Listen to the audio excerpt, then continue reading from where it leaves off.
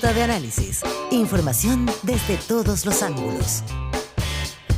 8:38 de la mañana y sí, es el momento del análisis total porque estamos arrancando una semana con muchas novedades, con situaciones que pensábamos que estaban como zanjadas. Por ejemplo, una eventual primaria en Chile Vamos, pero vamos a partir también, ¿no es cierto?, por lo que significa la figura del Papa que falleció a los 88 años. Europa se enteró antes que nosotros éramos madrugada, pero significa también, ¿no es cierto?, probablemente un cambio epocal para una iglesia católica que bajo el liderazgo del Papa Francisco había tomado como, no sé si otros cursos u otros horizontes, pero al menos ciertos cambios importantes al interior de la curia romana. Cristóbal Uneus, director de Data Science and Holster, y Claudio Alvarado, director ejecutivo del IES, Instituto de Estudios de la Sociedad, como cada lunes con nosotros. Está Gerardo Gómez también. Connie Santa María va viajando a Roma.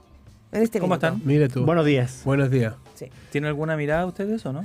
A ver, yo creo que muy impactado por la muerte, como bien decía Claudia, él como que le dio un giro a la iglesia, ¿no es cierto? Preocupándose más de los migrantes, de las minorías, ¿no es cierto?, de los pobres, volviendo con ese discurso y tratando de modernizar la iglesia católica, ¿no es cierto? Mucha preocupación con los católicos en los países musulmanes, y quizás la frase que más me acuerdo de él es cuando le preguntan su opinión sobre un sacerdote que decían que era homosexual. Y él dice, ¿quién soy yo para juzgar?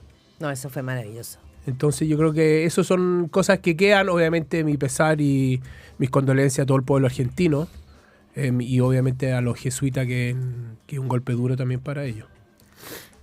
Claudio. Sí, efectivamente una noticia que siempre impacta, aunque es verdad que el Papa estaba enfermo hace bastante tiempo. De hecho, en algún minuto antes de la aparente mejoría final, también se temía ya, cierto, que está viviendo sus últimos días o semanas. Y es verdad que desde luego tiene un perfil distinto a sus últimos predecesores, un Papa que era más bien un pastor que un teólogo, sin que necesariamente ninguna de esos rasgos o atributos sea mejor o peor, pero tenía un énfasis muy marcado también a nivel discursivo, ¿cierto? Su invitación a recordar siempre a los más desvalidos, esta crítica cultural, por llamarla de algún modo, a la, valga la redundancia, la cultura del descarte. Yo creo que claro, su legado más largo y más profundo va a ser materia de análisis y de reflexión por mucho tiempo. Esto es muy reciente, pero desde luego que dejó cierto énfasis sobre la mesa que le hacen bien al mundo, aunque yo debo decir esto, mucho más para largo también, pero que yo sin prejuicio de esos énfasis muy marcados que tenía, yo creo que hay más continuidad de lo que a veces aparece con sus predecesores también. Por ejemplo, su primera encíclica fue escrita en conjunto con Benedicto XVI. Hay que recordar que Benedicto XVI dejó el pontificado por una renuncia, que era algo inédito en su minuto, no por haber fallecido. Entonces también a Francisco le tocó convivir con su predecesor, y yo creo que ahí también hay más puntos de encuentro que con el tiempo también van a salir a la luz, ¿cierto? Pero en fin, muy impactante y además en un contexto, en un minuto muy especial para quienes somos católicos, considerando que ayer era domingo de resurrección. De hecho, el último tuit del Papa Francisco hacía alusión justamente a ese hecho. ¿Tenía la Iglesia había recuperado cierto poder de influencia, creen ustedes, en la política internacional o no? O incluso a nivel nacional yo miraba ese trabajo Chomalí, pero antes había pasado por un oscurantismo de relevancia en materia de políticas públicas, entre otras. Tiene un nuevo aire, ¿no? Yo creo que tiene un poco o bastante que ver con lo que decía Claudio al final, ¿no es cierto? Era más papa que intelectual, ¿no es cierto? Él conectaba con la gente a pie de alguna manera, de mejor manera que los otros que habían sido como mucho, sobre todo benedictino, ¿no es cierto? Que había sido mucho más doctrinario. Más doctrinario, filosófico.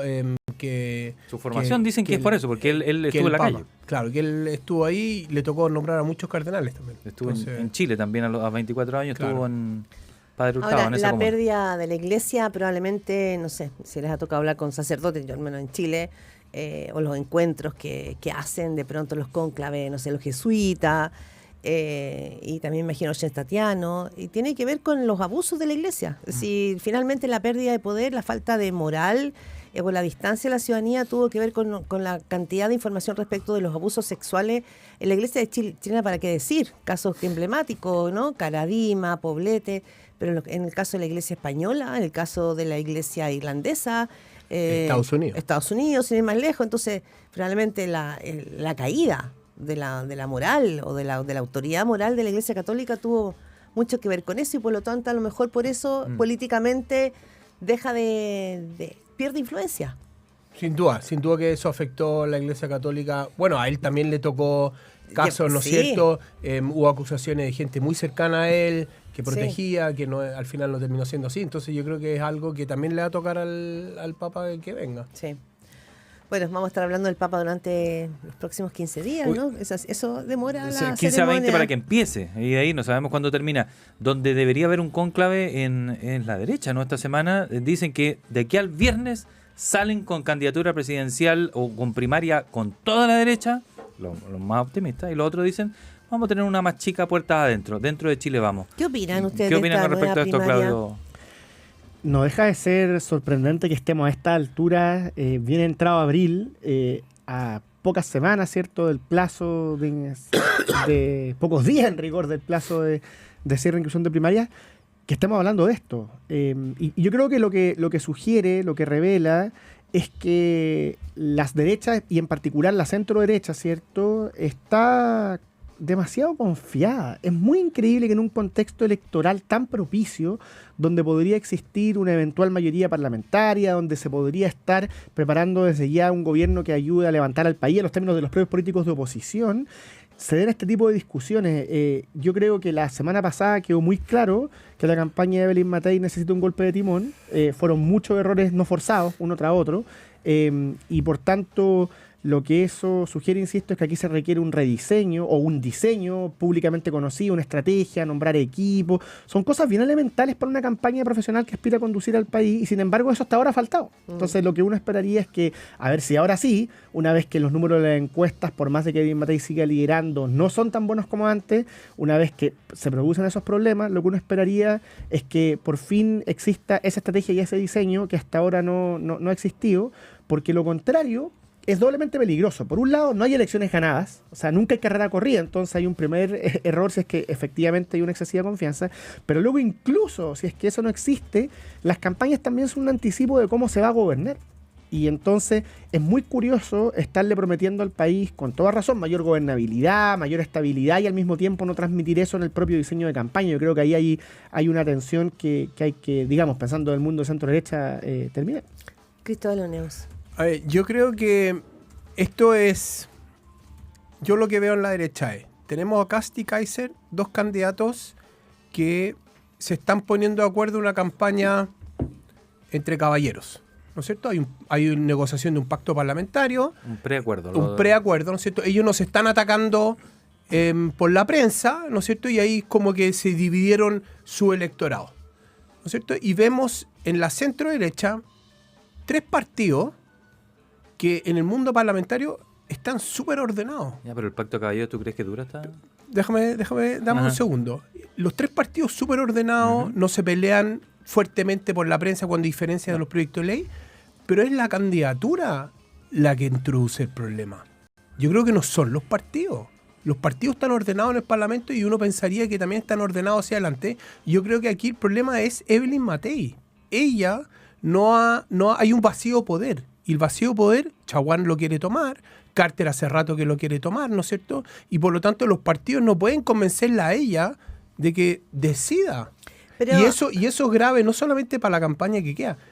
Si ella llega a ganar, esto tiene consecuencias para cómo va a gobernar. Entonces eso yo creo que es indicativo, y mucha gente en centro derecha va a decir, mira, yo veo el desorden aquí, veo a los otros ordenados, en el margen voto por los otros. Sí, pero igual hay una cosa ambivalente, porque por una parte sigue siendo Evelyn Matei, según incluso las últimas encuestas, la candidata mejor posicionada para ganar la próxima elección presidencial.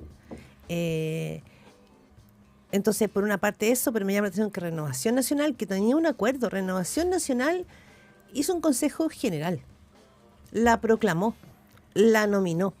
Y hoy día hay un grupo de senadores de Renovación Nacional que toman la decisión de armar esta primaria, una primaria que, sinceramente, hoy cuando uno mira al oficialismo, resulta un poco más incierta. No sé, hay candidatos que... No marcan. Hoy día, no sé, de Luciano Cruzco, que es un súper buen senador, Francisco Chaguán también una figura histórica en RN, pero no sé, son igual candidatos de última hora. Es que eso es lo que lo que sorprende justamente. En abstracto, habían buenos motivos para tener una primaria. También alguien podía señalar que no era necesaria dado que hay una candidata tan posicionada, pero pensando en la necesidad y la conveniencia de recorrer Chile, desplegar tu equipo, habían buenos motivos. El punto es que cualquiera fuera la decisión a adoptar, tenía que ser antes. De modo tal de que si se iba de todos modos a empujar una primaria, que insisto, era razonable en abstracto, tuvieron primaria los anteriores candidatos a presidente, tiene ventaja hoy día, eso se preparaba, se ayudaba a Jimena Rincón a buscar las firmas para incluir ese mundo, se tenía a Rodolfo Carter expectante, pero no de manera crítica desde afuera, sino que es articulado, y nada de eso existió. Entonces, yo creo que esto en parte es responsabilidad de los partidos, pero por supuesto que también hay responsabilidad de la candidatura, y yo en eso coincido con Cristóbal, porque a riesgo de ser majadero, ¿cómo es posible que la candidata mejor posicionada, justamente la que tiene mayores probabilidades de llegar a la moneda, estando a mediados de abril, no tenga jefe de campaña, no tenga encargado territorial, no tenga diseño, no se conozca estrategia? Es muy curioso. Paulina Núñez dijo que esta semana sí o sí tienen que aparecer todos esos cargos y personas porque ella reconoce que la semana pasada fue muy mala de Belín Matei. Con respecto a esa primaria, hay algunos de la derecha que dicen, mira, es fea, puede que sea débil, puede que sea chica, pero va a haber. Y si va a haber, tenemos un espacio ganado. Es decir, algunos hacen el descuento de eso y consideran que el suma y resta igual suma. Va a tener campaña, va a tener primaria, va a tener propaganda, es decir, le va a poder sacar brillo igual. Si gana con el 55% de los votos, si gana con el 70, 75, yo te creo que va a salir fortalecida, pero si gana con el 55... ¿Y tú crees que hay riesgo que no lo gane con es que cada candidato va a querer pelear, pues. Claro. Nadie quiere salir último. Chaguán, si puede ir, yo no si sé, por la primarias, renuncia ¿no? y todo eso. Sí, claro, pero aquí hay un riesgo. Yo creo que está bien, puede haber un beneficio. Yo creo que el beneficio es mucho menor que el riesgo, pero hay un riesgo grande. Chaguán se va a entusiasmar, va a hacer campaña, él es campañero. Nadie daba un peso por él contra Lavín y terminó ganándole a Lavín. Entonces, ojo con eso. Carter también apela a un... Está bien, no marca hoy día, pero esto es con voto voluntario, no es con voto obligatorio. Entonces, yo veo riesgo en la primaria, sobre todo porque Belín Matei hoy día está débil en su estrategia electoral. Lo que pasa es que esos riesgos, además, son el mismo tipo de riesgos que observamos la semana pasada, que es el problema de estar improvisando. Cuando tú vas primero en la encuesta, cuando era el candidato mejor posicionado, cuando además hay razones, digamos, bastante verosímiles para pensar que ella va a ser presidenta de la República, lo que uno hace es preparar las cosas, cuidar sus intervenciones. Uno no se anda, digamos, a última hora arrepintiendo o improvisando, decidiendo esto o lo otro. Y la primera, lamentablemente, parece responder hoy en día a esa falta de estrategia y de diseño previamente elaborado. Porque si estuviéramos a fines de febrero, yo creo que la primaria era muy defendible. Pero hoy día, a última hora, con los riesgos que dice Cristóbal, con el momento que está la campaña, no hace mucho sentido, sino que también, en algún sentido, vale la redundancia, solo profundiza esta apariencia de que las decisiones se van tomando más bien a última hora y reaccionando sobre la coyuntura. Ahora, Gerardo, ¿quieres decir algo? No, que las críticas a la campaña de Belín Matei no es que están ahora. Yo recuerdo haber entrevistado a Gerald Beyer, lo hemos entrevistado juntos acá, Gerardo. Ya notaba esos problemas. Y eso, por lo menos hace 4 meses atrás, decía que faltaba narrativa, relato, fuerza, decisión, la claridad al respecto. Entonces, me llama la atención porque pareciera ser que eso se ha arrastrado. Y lo otro que me llama la atención es que hay errores o equívocos, que uno podrá decir, bueno, pero ¿cómo? Alguien no le dijo que habían 322 cámaras cuando dijo que no habían cámaras.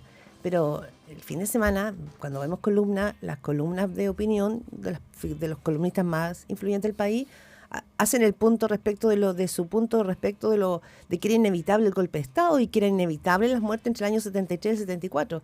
¿Eso es un traspié o eso es un error de fondo? A ver, yo siento que yo estoy de acuerdo con el diagnóstico tuyo, que esto se viene hace varios meses, pero yo siento que se ha acrecentado. No es que haya mejorado ella, ¿no es cierto? Entonces, si los problemas hace 4 meses, tiene esos y otros más como el que tú mencionas. Yo no sé si lo de ella fue improvisado o no, ¿no es cierto? Encuentro gravísimo sus declaraciones con respecto al golpe, pero ella consistentemente está tratando de apuntar al voto más de derecha. Y no le ha resultado. Ya, pero tiene que tú escoger una fórmula. Si está escrito, no, dice... Está bien, ella Andrade decía, nunca un candidato, recuerdo por otro tema, decía, nunca un candidato tiene que improvisar. Nunca. No, estoy de acuerdo. Pero mi punto es, ella consistentemente ha aprobado 10, 15 estrategias para tratar de capturar el voto duro de derecha y no le ha resultado. Entonces, si ella persiste en eso, la campaña va a ser una travesía por el desierto. Ya. Mi pregunta es ¿por qué no va al centro? Por Claudio Alvarado. Claro, es que nuevamente es el problema y son las consecuencias de estar improvisando permanentemente, de no haber diseñado esto bien. Yo coincido también, de hecho con Cristóbal lo conversábamos fuera de micrófono, cuánto eran más o menos 2 meses desde que volvimos las vacaciones que llevamos hablando de los problemas de la campaña. Y da la sensación de que se van agudizando porque no existe ese diseño conocido a nivel de equipos ni a nivel de estrategia y porque además se cometen estos errores, estos problemas, algunos más graves, otros menos graves. Pero la verdad es que yo diría que desde que pasó lo de la pena de muerte en adelante, que hemos observado equívoco, insisto, más o menos grave, más o menos discutible. En el caso particular de los dichos relativos al golpe de Estado, además es sorprendente porque a mí me parece que no solo por razones electorales, sino por razones de fondo, tal como vimos para los 50 años del quiebre de la democracia, se pueden decir muchas cosas muy duras respecto a los antecedentes del golpe, respecto a las responsabilidades compartidas, se pueden decir muchas cosas, pero la fórmula de la inevitabilidad, tal como decía ayer Carlos Peña, tiene un problema doctrinal de fondo, digamos, para las propias ideas de derecha, no calza, parafraseando, con las ideas de la libertad, digamos. Si uno se toma en serio esa frase, de un punto de vista de fondo, bueno, las cosas nunca son 100% inevitables, por más de que se pueda también defender que en ese minuto muchos actores así lo vieron. Entonces, uno no entiende ni el fondo de la frase específica que eligió, pero tampoco la coyuntura, el momento, por qué ahora, por qué una entrevista de esa duración. Entonces, 1:40. yo solo lo puedo responder, improvisación, o estar buscando de modo equivocado el voto duro, pero ninguna de las dos respuestas es satisfactoria, digamos. O sea, ninguna deja satisfecho al observador respecto a qué es lo que se está buscando aquí. Claudio Alvarado, Cristóbal Uneus, le agradecemos habernos acompañado hoy. Vamos a ver qué es lo que pasa esta semana con la derecha y bueno, luego hablaremos del otro sector. Yo no creo sector. que el viernes esto se haya solucionado. ¿No? Porque se inscribe el martes a las 12 de la noche y el martes... Todavía hay tiempo, dices tú. Sí. El fin de semana puede pasar muchas cosas. Bueno, la derecha tiene tradición de llegar hasta las 12 de la noche. La oposición también. Sí, Acuérdense no. Maldonado en el CERVEL.